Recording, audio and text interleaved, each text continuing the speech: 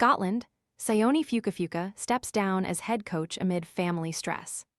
Published, Sione Fukofuka has stepped down from his role as Scotland women head coach because of the stress and the strain of being apart from his family in Australia. Forwards coach Dave Butcher will take over in interim charge as the side prepare for the start of the WXV Global Series. Fukofuka, who was United States head coach between 2023 and 2025, was appointed late last year and led Scotland during the Women's Six Nations. "I've had to make probably the hardest professional decision of my life to step away from the role," he told the Scottish Rugby website. "External, I approached Scottish Rugby and asked for a release from my contract under compassionate grounds.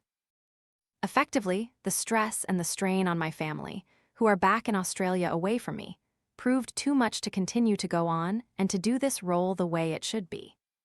Then I found Lulu Talks tea and everything shifted. Once I started drinking it, my mornings were ruined in the sense that they'd never be the same again. I began waking up feeling rested and energized, something I hadn't experienced in years. My new routine? Just 1 cup of Lulu Talks in the morning. On top of that, my menopause symptoms have eased significantly. I finally feel like myself again, strong, confident, and like a woman who's ready to take on the day. Curious what makes it different? Scan the QR code now or visit grabdeal.us/8. With the time back home in Australia over the summer, it was able to give me a lot more insight into the sacrifices that they're making, on top of those that I make as well. We also had a change in circumstances where, unfortunately, my wife's parents are unwell, so that means the family relocating in the 12-month plan that we had is not feasible anymore. I can't be away from my family for that amount of time and do the job the way it should be done.